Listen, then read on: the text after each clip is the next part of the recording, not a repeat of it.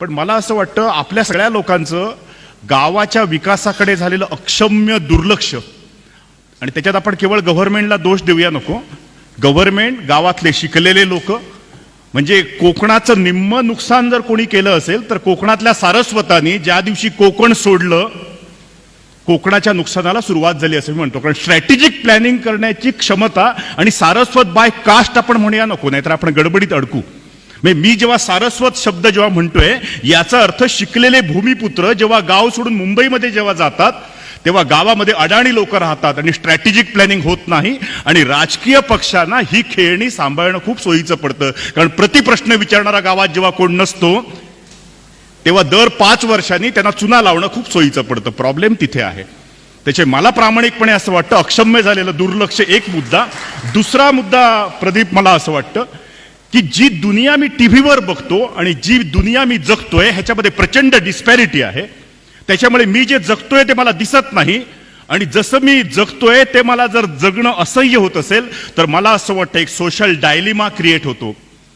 आणि मला डॉक्टर म्हणून असं वाटतं डिप्रेशनचं एक कारण जर ते असेल जे मी बघतोय ते मी जगू शकत नाही.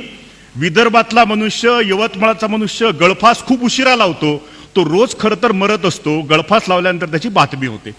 आणि मला प्रामाणिकपणे असं वाटतं ती जी डिस्पॅरिटी जी आहे ती डिस्पॅरिटी ही सिंव्हा लोकांमध्ये मला नेहमी जाणवते.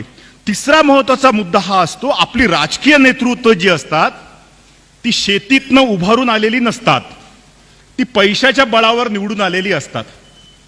म्हणजे पदवीधर मतदारसंघाला सुद्धा 2000 रुपये मत जेव्हा घेतलं जातं तेव्हा माझ्यासारख्या माणसाला असं वाटतं कसलं कर्माचं शिक्षण आणि कसले संस्कार. म्हणजे गावातला छोटा दरिद्री मनुष्य 500 रुपये मागतो तेव्हा राजा आम्ही चिंता करणार, पदवीधर मतदारसंघाला 2000 जेव्हा दिले जातात त्याचं उत्तर कोणाकडे आहे. आणि मला असं वाटतं हे लोक प्रश्न सोडवतील असं आम्हाला वाटतंय. सिंव्हा लोकांमध्ये ही सगळ्यात मोठी मला चूक वाटते. त्याच्यामुळे कधीतरी एकदा त्या पक्षाला सांगावं लागतं, बाबा तुझ्या पंखामध्ये ताकद आहे, तू कुठचाही झेंडा न घेता ते पंख फडफडावलेस तरी तू उंच राहू शकतोस. भगीरथचा रोल बेसिकली तो आहे. प्रदीप, एक शेवटचं सांगतो आणि माझं बोलणं थांबवतो.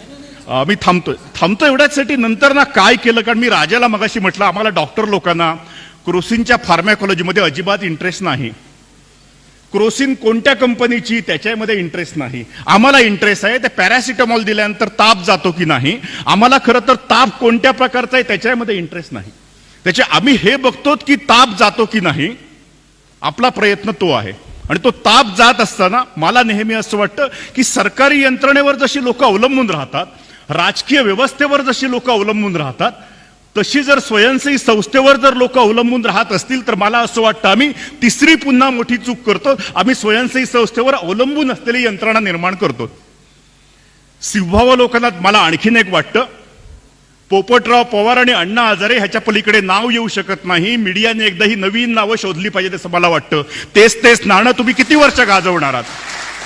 आणि हा प्रश्न जो आहे मी मोकळेपणाने एवढ्यासाठी वापरतो, तेच नाणं आम्ही किती वर्ष वापरतो. कधीतरी आम्ही कॉस्ट बेनिफिट रेशो काढणार की नाही. आणि सगळ्यात शेवटी बिझनेस मॉडेलमध्ये स्केलेबिलिटी असते. म्हणजे माझा बिझनेस मी किती वाढवला, माझ्या गावाचं नाव मी किती लोकांपर्यंत केलं. बायोलॉजिकल प्रोसेसमध्ये स्केलेबिलिटी नसते. बायोलॉजिकल प्रोसेसमध्ये रिप्लिका मॉडेल उभं केलं पाहिजे. आम्ही किती रिप्लिका मॉडेल उभी केली हा प्रश्न जर सागर आम्ही जर विचारला तर त्या प्रश्नाचं उत्तर खूप येत नाहीये. कारण आम्हाला डेव्हलपमेंटच्या प्रोसेसची पिकनिक स्पॉट करायचे होते, आम्हाला डेव्हलपमेंटच्या प्रोसेसचे रिप्लिका मॉडेल करायचे नव्हते. त्याच्यामुळे जो येतो तो राळेगण सिद्धी, जो येतो तो हिरे बाजार. मला असं वाटतं अख्खं महाराष्ट्र काय निकम्म आहे का? नवीन का गावं तयार झाली नाहीत, नवीन का गावं मीडियाने देशासमोर आणली नाहीत. मी त्या दिवशी एबीपी माझाचा कट्टा बघत होतो आणि 3 इडियट्स वर जो पिक्चर बेतलाय त्याला राजीव खांडेकर विचारतोय तुम्ही आतापर्यंत एवढे अंधारात का होता. तो म्हणाले हा प्रश्न मला नका विचारू, हा प्रश्न तुम्हाला विचारा. म्हणजे आमच्यासारख्या माणसाला तुम्ही अंधारात ठेवला तर तुमचा प्रॉब्लेम आहे, आमचा प्रॉब्लेम नाहीये. मी त्या दिवशी बाबा आमटेंचा पिक्चर कोणीतरी बघितला आणि गमतीन कोणीतरी असं म्हटलं नाना पाटेकरने काम खूप चांगलं केलंय. मला असं वाटतं प्रॉब्लेम तो आहे. म्हणजे आम्हाला नाना पाटेकरचं काम भावतं, आम्हाला बाबा आमट्यांचं काम भावत नाही. आणि मीडियाने कधीतरी एकदा विचार केला पाहिजे आम्हाला कुठच्या मार्गाने जायचं आहे. कारण मी आत्ता जे बोलतोय त्याचं प्रभाव क्षेत्र मर्यादित आहे.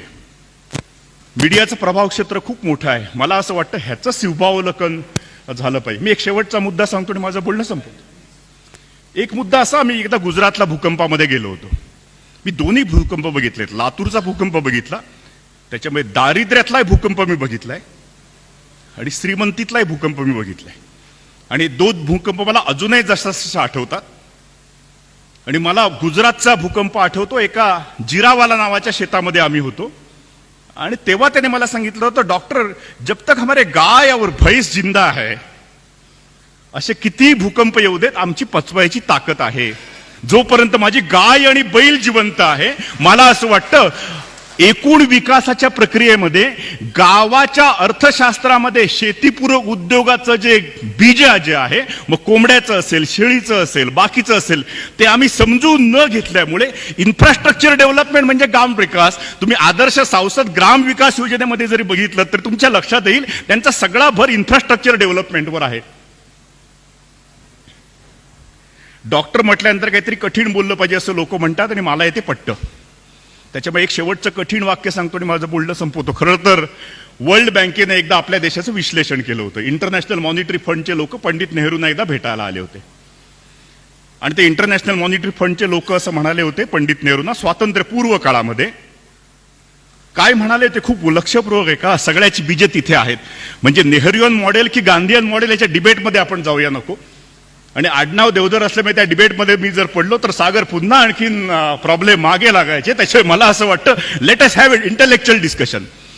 वर्ल्ड बँकेच्या इंटरनॅशनल मॉनिटरी फंडच्या माणसाने पंडित नेहरूंना असं म्हटलं, भारतासारख्या निसर्गाने समृद्ध देशातील लोकांना गरीब ठेवणं किती कठीण आहे त्याची मला जाणीव आहे. ते वाक्य आहे. आय रिपीट, हे भारतासारख्या निसर्गाने समृद्ध लोकांना पॉलिटिकल लोकांनी गरीब ठेवणं किती कठीण आहे. म्हणजे आम्हाला कधी ना कधीतरी माझं बायोमॅस बँकिंग कोण शिकवणार आहे की नाही, माझ्याकडे काय आहे आणि मी काय विकू शकतो. मी एका गावामध्ये वावडिंग नावाची एक वनस्पती मिळते, आमच्या कोकणामध्ये ती खूप मिळते, ज्याला विडंगारिष्ट म्हणतात, जे कृमीसाठी औषध वापरलं जातं. म्हणजे आमच्या एका गावामध्ये काल मी गेलो होतो, तिथे वावडिंगाची जवळजवळ 70,000 रुपये वावडिंगातनं त्याला मिळतात, जे वन्य झाड आहे. आमच्या एक गाव आहे आसोली नावाचं, त्या गावाची केवळ सुरंगी, ज्याला आपण म्हणतो सुरंगीचा वळेसर, ज्याचं नंतर अत्तर तयार केलं जातं, त्या सुरंगीची उलाढाल आहे 6 कोटीची एका छोट्या गावाची. म्हणजे आमचा मुंबईतला चाकरमानी सुरंगीची फुलं वेचण्यासाठी मुंबईतनं रजा घेऊन येतो. प्रदीप, याच्यापेक्षा आणखीन वेगळं काय पाहिजे अर्थशास्त्रामध्ये. आणि तुम्ही कसल्या गजाली सांगता हो, सॉफ्टवेअर इंजिनियरचा अमुक पगार तमुक पगार. एकदा आमच्या कोंबडी पालकाकडे या, त्यालाही 4 लाख रुपये मिळत आहेत. कोणाचा सेवक नाहीये, तो युरोपचं काम करत नाही हिंजेवाडीत बसून. आपल्याला सगळ्यांना कौतुक कोणाचं आहे माहितीये, आम्हाला कौतुक आहे हिंजेवाडीचं. हे कौतुक पहिल्यांदा ती काढून टाका, कारण त्यांचं मार्केट खाली आल्यानंतर कदाचित तुम्हाला कोण घेणारही नाही. त्याचे मला असं वाटतं tradable business, non tradable business आणि बायोमास बँकिंग, मला असं वाटतं आम्ही 2 विषयामध्ये खूप चांगलं काम केलं. पण शिवभावावलोकनामध्ये लक्षात येतं आम्ही त्या बायोमास बँकिंगचा विचार केला नाही. मला असं वाटतं शिवभावावलोकनात एवढंच पुरे. औषध काय दिले ते मी नंतर तुम्हाला सांगतो. धन्यवाद.